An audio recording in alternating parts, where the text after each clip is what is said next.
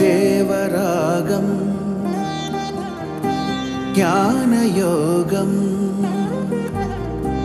వ్యాసపీఠం బహువేదశాస్త్రం బోధామృతహిత శ్రీమన్నారాయణం శివగౌరీ సంభాషిత సకల పురాణం అష్టాక్షరి పంచాక్షరి మంత్రావరణం అఖిల దేవతా సంస్తుతి పారాయణం జయమంగళకరమీ ప్రవచన శ్రవణం అనుదినము శుభము సుఖము జీవన గమనం దేవరాగం జ్ఞానయోగం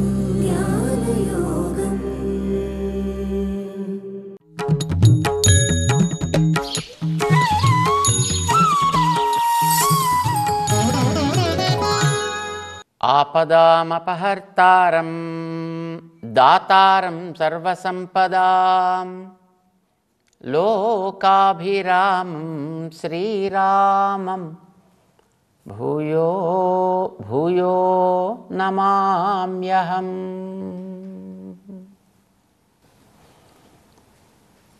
జై శ్రీమన్నారాయణ. ప్రియ భగవద్బంధువులారా, ఏదైనా ఒక వస్తువుని మనం ప్రేమించినప్పుడు ఆ వస్తువు బాగుండాలి అని కోరుకుంటాం. మన ప్రేమకి నోచుకొని వస్తువు పాడవుతున్నా పట్టించుకోం, లేదు దాన్ని కావాలనే పాడు చేస్తాం. కానీ ప్రేమించినటువంటి వస్తువుని ఏదో రకంగా బాగు చేయాలి, బాగా ఉంచుకోవాలి అనే ప్రయత్నం చేస్తాం.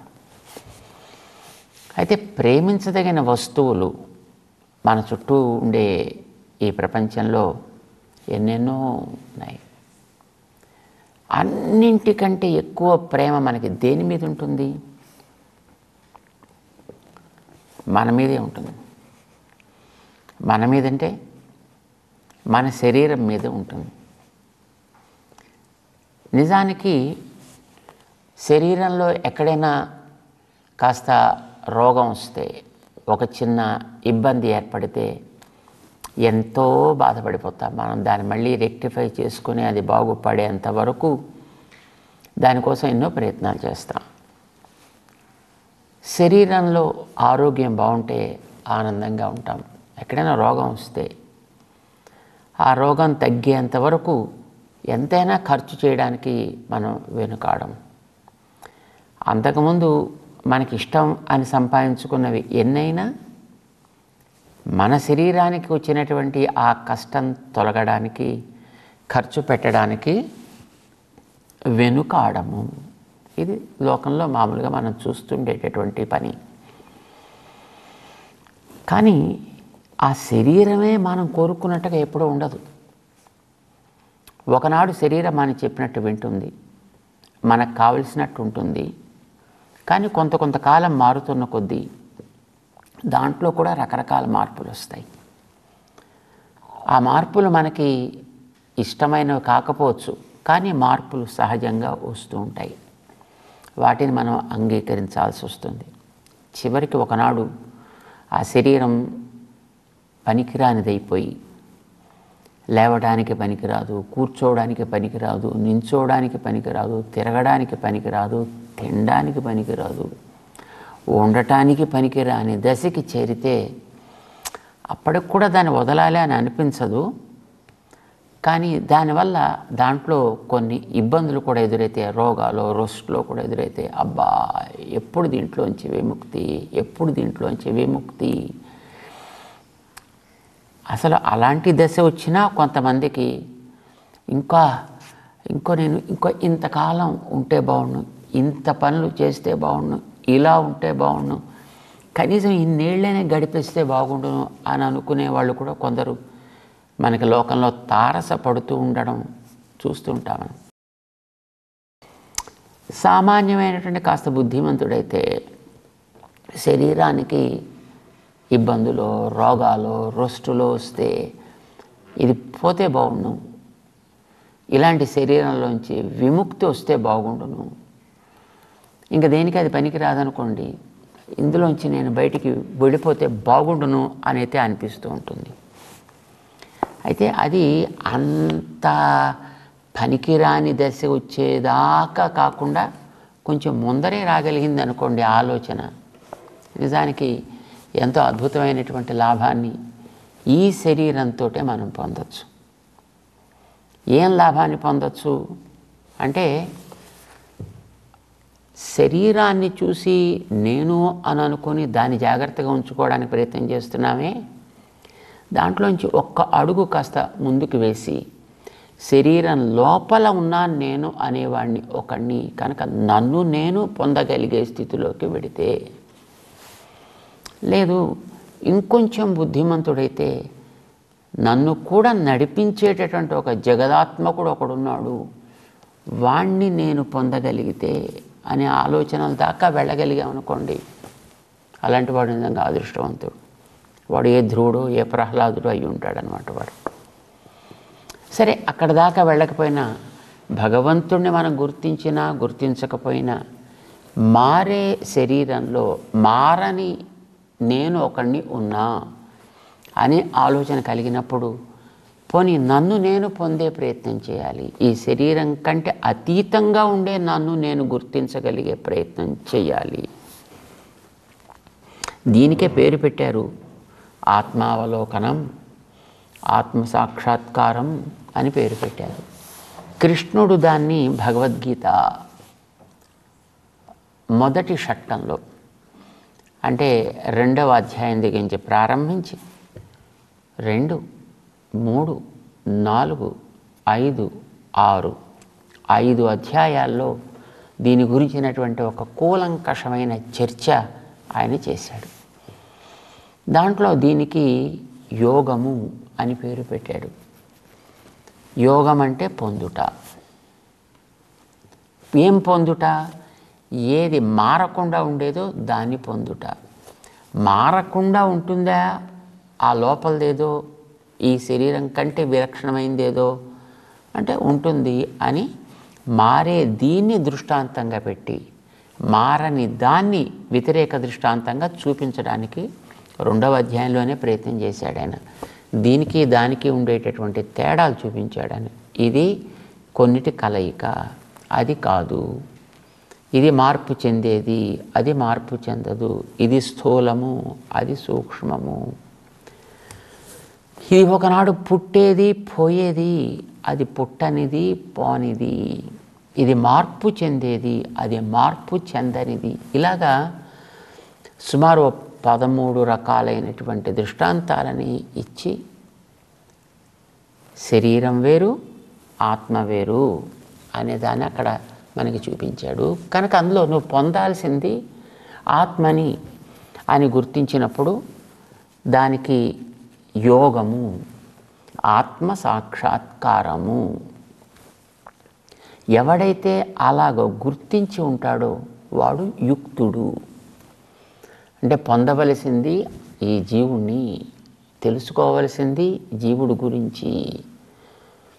అలాంటి వాడికి యుక్తుడు అని పేరు పెట్టాడు. అయితే ఆ స్థితికి తను చేరడానికి, అలాంటి దాన్ని తను పొందడానికి చేసే సాధన ఒకటి ఉంటుంది కదా. ఇప్పుడు మన శరీరంలో ఉన్నాం కనుక ఈ శరీరాన్ని వాడుకుంటూ ఆ స్థితికి చేరాలి. ఈ వాడుకునేటువంటి విధానం, ఇందులో కొన్ని రకాల అంశాలు కూడి ఉన్నాయి. అందుకోసం ఆ విధానం అనేది కొంచెం కాంప్లికేటెడ్, కొంచెం క్లిష్టమైనది అన్నమాట. శరీరంతో పనిచేయాలి, బుద్ధితోటి నిశ్చయం చేసుకోవాలి, మనస్సుతోటి ఆలోచించాలి, ఇంద్రియాలతోటి ప్రవర్తించాలి.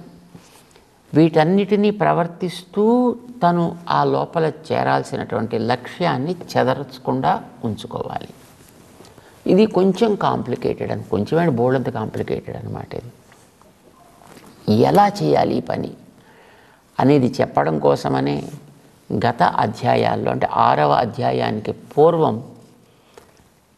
అసలు పొందాల్సిందంటే ఏమిటో ఒకసారి కన్సాలిడేటెడ్గా సమగ్రంగా చెప్పేసి, దాంట్లో పని, ఫిజికల్గా చేసేటటువంటి పని, శారీరకంగా జరిగేటటువంటి పని ఎలా ఉండాలి ఇది చెప్పాడు.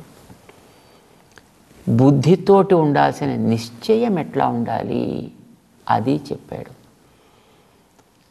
మనస్సుతోటి చేయాల్సిన ఆలోచన ఎట్లా ఉండాలి చెప్పాడు. ఆ ఆలోచనని పొందడానికి కావలసిన సాధనం ఏమిటి అనేది చెప్పాడు. ఇందులో చేయాల్సిన పని ఏమిటి అనే దాన్ని 3వ అధ్యాయంలో చెప్పాడు. దానికి వెనకాతలు ఉండాల్సినటువంటి నిశ్చయం ఎట్లాంటిది 4వ అధ్యాయంలో చెప్పాడు. దానిని సాధించడానికి వీడు బుద్ధితోటి చేయాల్సినటువంటి నిశ్చయం ఎట్లాంటిది 5వ అధ్యాయంలో చెప్పాడు. శరీరంతో ఒక పని తను చేసేటప్పుడు కొన్ని నియమాలకు కట్టుబడి చేయాలంటే దానికి ఒక ప్రాక్టీస్ కావాలి. ఈ ప్రాక్టీస్ ఎట్లా చేయాలి అనేటటువంటి దాన్ని, మనస్సుని కంట్రోల్ చేసుకోగలిగేది ఆత్మసాక్షాత్కారం కోసం ఎట్లా, దీన్ని మనకి ఆత్మ సంయమ యోగము అని దానికి పేరు పెట్టాడు అన్నమాట. సో ఇది యోగానికి ఎట్లా ఉపయోగపడుతుంది అని కదా మనం చెప్పుకునేది, ఆత్మ సాక్షాత్కారానికి. ఇదంతా సాధనం. సాధనానికి కూడా యోగము అనే పేరు పెట్టి, ఆ సాధన చేసి దాంట్లో కాస్త నిలకడ సాధించిన వాడు కూడా యుక్తుడు అని పేరు. ఇప్పుడు యుక్తుడంటే సాధన చేస్తున్నవాడు, యుక్తుడంటే సాధన చేసి పూర్తి చేసినవాడు కూడా. యోగము అంటే చేసే ప్రాక్టీస్, యోగము అంటే పొందాల్సినటువంటి ఫలితం కూడా. పదాలను మనం కొంచెం జాగ్రత్తగా మనస్సులో పెట్టుకోవాలన్నమాట.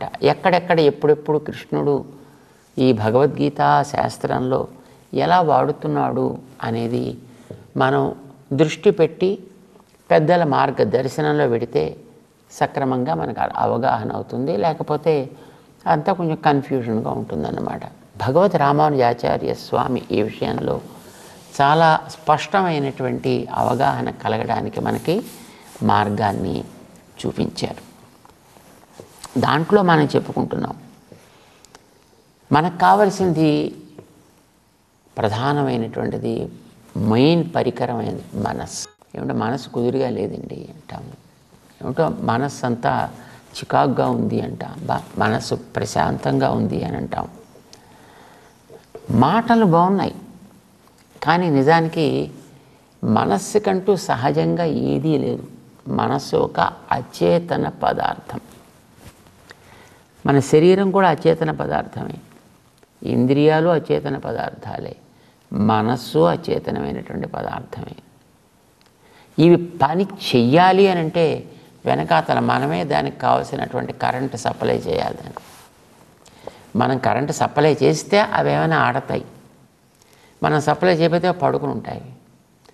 సప్లై చేసేటటువంటి మన మాటే వినని దశలోకి అది పెడుతోంది అని అంటే దాన్ని మనం జాగ్రత్తగా కంట్రోల్ చేసుకుంటే సరిపోతుంది. కానీ కంట్రోల్ చేయాలి అని అనిపించాలి ముందర మనకి, ఆ నిశ్చయం ముందర మనకు కావాలి.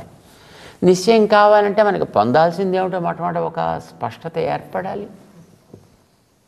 ఏది పొందవలసింది అంటే మన శరీరంతో పొందేటటువంటి సుఖాలు మనకి పొందాల్సినవా, లేక నన్ను నేను తెలుసుకొని మారని నన్ను నేను గుర్తించడం అనేటటువంటి దాన్ని నేను పొందాలి. ఏది నేను పొందాల్సింది అంటే శరీరంలో ఉన్నంత వరకు శరీరాన్ని మనం మరిచిపోవడానికి వీల్లేదు, దాన్ని చిన్నచూపు చూడటానికి వీల్లేదు. ఎందుకంటే అందులో మనం బద్ధులమై ఉన్నాము. దేంతో బద్ధులమై ఉన్నాము? కర్మతోటి మనం బద్ధులమై ఉన్నాము.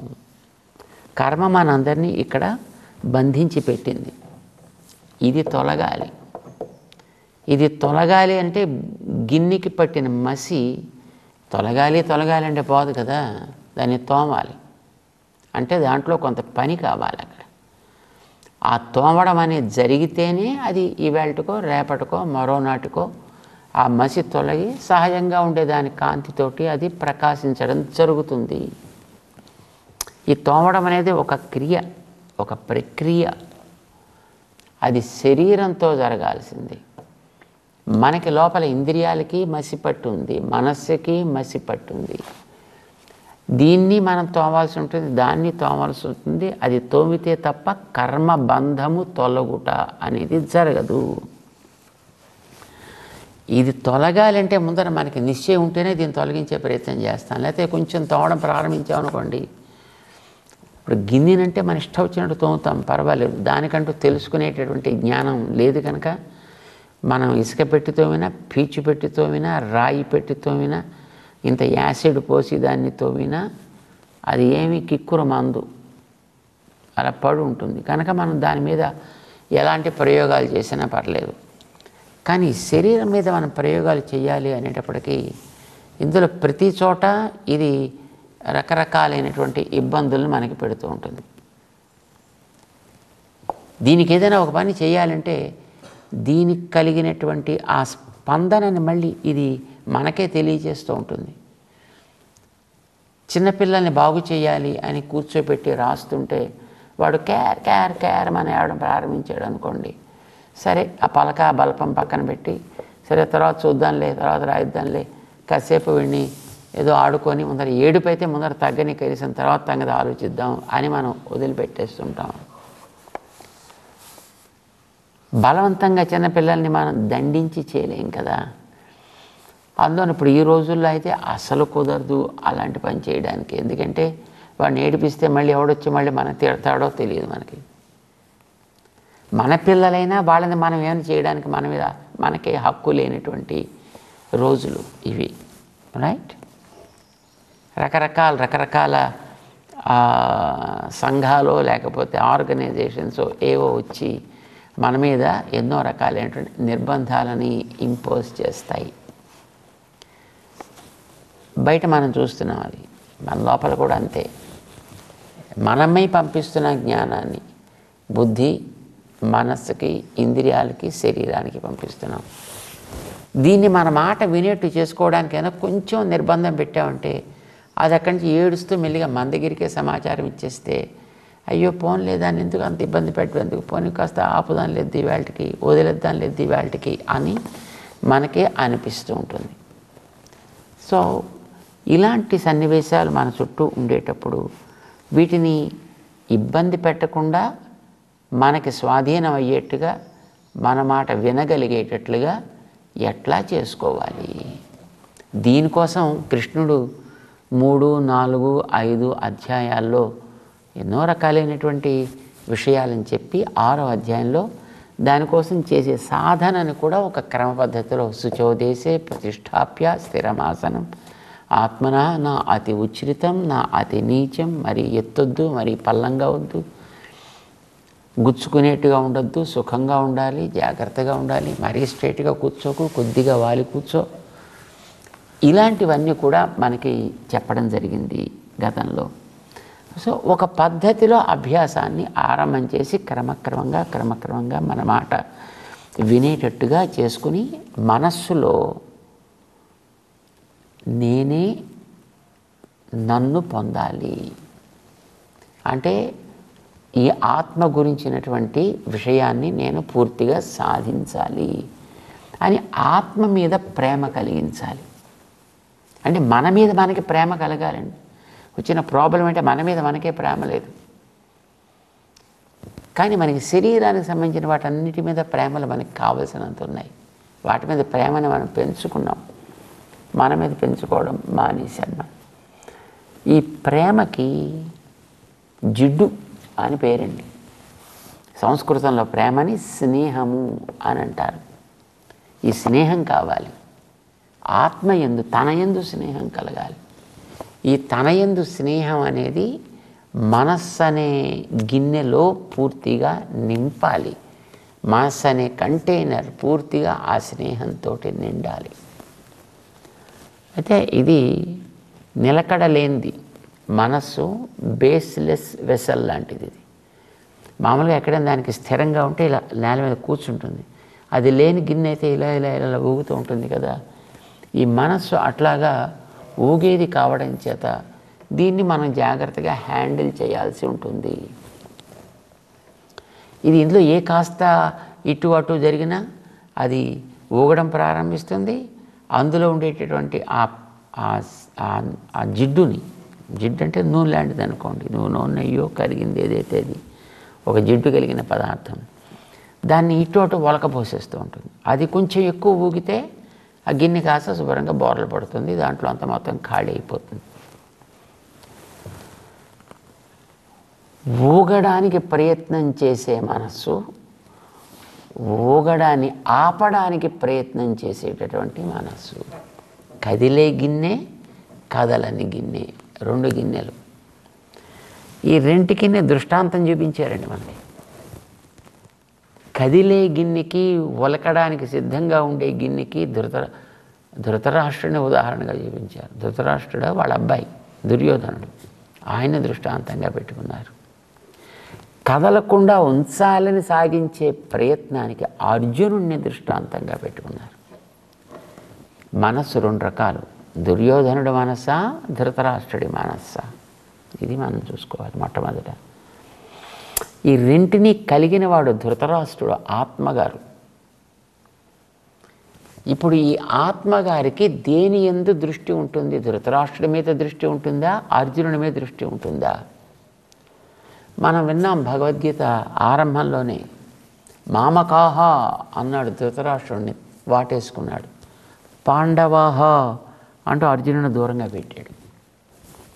అంటే నిలకడగా ఉండడం మీద అతనికి ఇష్టం లేదు. కదులుతోందని తెలిసినప్పటికీ దుర్యోధనుడిని అతను ఏమీ అనలేకపోయాడు. అంటే అల్టిమేట్లీ ఏం చేసుకుంటున్నాడు? తాను ఆత్మహననం చేసుకుంటున్నాడు. అతను తనని తానే నశించేట్టు చేసుకున్నాడు. పాపం అది ఆయనకి చివరిదాకాను ఆయనకి తెలుసును. తెలిసినప్పటికీ కూడా అతనిలో ఉండేటువంటి బలహీనత కారణం చేత ఏం అనలేకపోయాడు పాపం కొడుకుని. వాడి ఇష్టం వచ్చినట్టు వాడు ఆటలు ఆడుతున్నప్పటికీ, వాడి ఇష్టం వచ్చినట్టు పనులు చేస్తున్నప్పటికీ, నిజానికి వాడు రాజు కాదు, ఏం కాదు, రాజు ధృతరాష్ట్రుల వారే. కానీ దుర్యోధనుడు అన్ని రకాల స్వాతంత్ర్యాన్ని తీసుకుని, కర్ణుడికి నీకు అంగరాజ్యం ఇచ్చేస్తున్నాను పమ్మన్నాడు, ఇంకొకటికి ఇంకోటేదో చేస్తున్నాను పమ్మన్నాడు. ఎవడికి ఏ ఫేవర్ కావాలంటే వాడికి ఆ ఫేవర్ చేసేటటువంటి స్వాతంత్ర్యాన్ని వాడు తీసుకున్నాడు. తండ్రికి ఉండేటువంటి పుత్ర వాత్సల్యం చేత వాడిని ఏమీ అనలేక పాపం ఊరుకుంటూ, తనకి బాధ కలుగుతోంది, తెలుసును వాడు పాడవుతున్నాడు అని, దానివల్ల నష్టం వస్తుంది అని తెలుసును. కానీ వాడిని నిర్బంధించి ఒక్క మాట, ఐ జాగ్రత్త అంటే ఇంకేం ఉండేది కాదు నిజానికి. కానీ ఆ మాత్రం కూడా అనడం చేత కాలేదు అతనికి. నష్టం తర్వాత పోయాడు. సో మనం మన మనస్సుని దుర్యోధనుడిలా గట్టే పెట్టుకోవాలా, అర్జునుడిలా గట్టే పెట్టుకోవాలా? అర్జునుడిలా గట్టే పెట్టుకోవాలంటే ఇదిగో నీకు ఒక సాధన చెప్పా. కూర్చోవడం అలవాటు చేసుకో, తిండి మీద మొట్టమొదటి కంట్రోల్ అలవాటు చేసుకో. ఎందుకంటే అన్నిటికీ ప్రధానం, కూర్చోవడానికి కూడా తిండే ప్రధానం అయ్యా అని మనకు కొద్దిగా వెనకాతలే. అంటే 18 శ్లోకాల దగ్గర 17వ శ్లోకం దగ్గరికి వచ్చేటప్పటికి మంచిగా తిను, మంచివి తిను, తగినట్లుగా తిను, యుక్త ఆహార విహార, యుక్త చేష్టస్య కర్మసు, యుక్త స్వప్న అవబోధ. ఇవి కనుక నువ్వు సవ్యంగా నేర్చుకోగలిగితే నీకు మనం అనుకున్నటువంటి యోగం అంటే ఆత్మ దర్శనము లేక ఆత్మ సాక్షాత్కారం అనేటటువంటిది నీకు చక్కగా స్పష్టంగా కలుగుతుంది. అది లేదు, నీ ఇష్టం వచ్చినట్టు తింటా, ఇష్టం వచ్చినట్టు తిరుగుతా, ఇష్టం వచ్చినట్టు చేస్తా అంటావా, అది నీకు దుర్యోధనులాగా మొత్తం పూర్తిగా గిన్నె బోర్ల పడుతుంది, అంతా ఖాళీ అయిపోతుంది. లేదు దాన్ని సహిస్తానంటావా, నిలకడగా ఉండేటువంటి గిన్నె లాగా, అర్జునుడి లాగా అది అయ్యి విజయాన్ని సాధించగలుగుతావు. అప్పుడు వాడు యుక్తః ఇతి ఉచ్యతే తదా. ఇలాంటి ప్రయత్నం చేస్తే మాత్రమే వాడు యుక్తుడు అవుతాడు అని యోగ దశ దాని గురించినటువంటి చర్చని చేయడం ప్రారంభం చేశాడు శ్రీకృష్ణుడు 19-20 శ్లోకాల దగ్గరికి వచ్చేటప్పటికి. వాటిని గురించి మనం కొంచెం స్పష్టంగా అనుకుంటూ ముందుకి సాగడం మనందరికీ కూడా మంచిది. అందుకే ప్రయత్నం చేద్దాం. 6వ అధ్యాయంలో 19వ శ్లోకం దగ్గర నుంచి మనం క్రమంగా ముందుకు సాగుదాం. జై శ్రీమన్నారాయణ.